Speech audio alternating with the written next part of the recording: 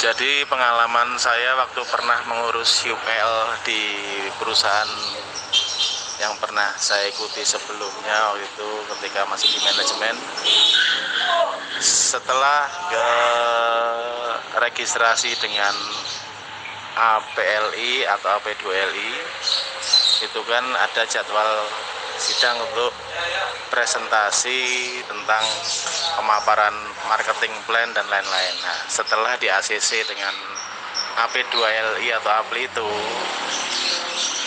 maka akan keluar surat izin prinsip.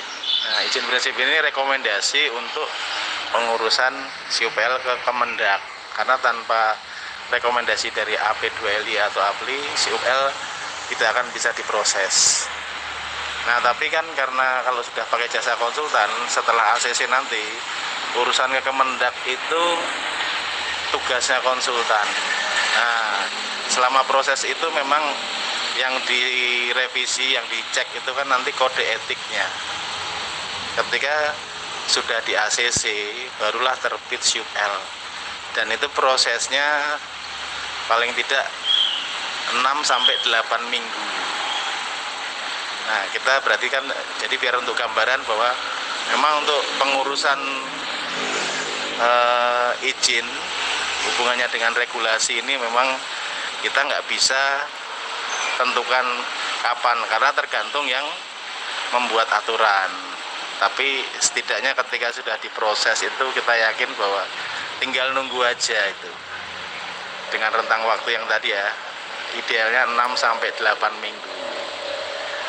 Dan memang ketika sambil menunggu UPL itu disarankan untuk tidak boleh melakukan aktivitas apapun. Tapi nggak masalah sih, makanya yang supaya tidak terpantau sama pemerintah itu kan, proses WD-nya ini yang masih dibatasi. Juga dari pihak IT-nya pun juga masih memeriksa lagi apakah masih ada temuan-temuan bug, supaya jangan sampai terjadi kebobolan lagi seperti yang sebelumnya. Karena yang namanya transaksi elektronik ini pun, jangankan yang masih baru, yang sudah settle seperti kita tahu pernah dengar BRI, BNI itu pun pernah dibobol ya.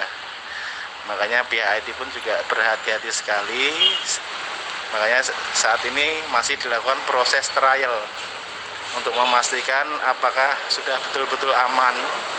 Nantinya ketika sudah dilihat dan dirasakan aman oleh PIT, barulah nanti mulai dibuka secara normal. Jadi seperti itu gambarannya. Semoga Bapak Ibu bisa lebih paham dengan kondisinya saat ini ya. Jadi manajemen memang yang di awal tadi terutama menyelesaikan proses regulasi. Apalagi di sini ada fintechnya ya, otomatis setelah UPL ini baru rekomendasi lagi supaya fintech di GGP ini juga selesai dengan PI-nya. Nah itu, jadi memang tahapan ini panjang. Ya tinggal kita mau ikuti prosesnya atau tidak, itu kalau saya pribadi melihat sudah melangkah sejauh ini, saya tetap melangkah. Tapi memang saya juga tidak bisa memaksakan Bapak Ibu ya, karena mungkin ya saya pasti sudah bisa memahami ada yang punya ekspektasi terlalu tinggi, tapi memang saat ini kenyataannya masih seperti itu.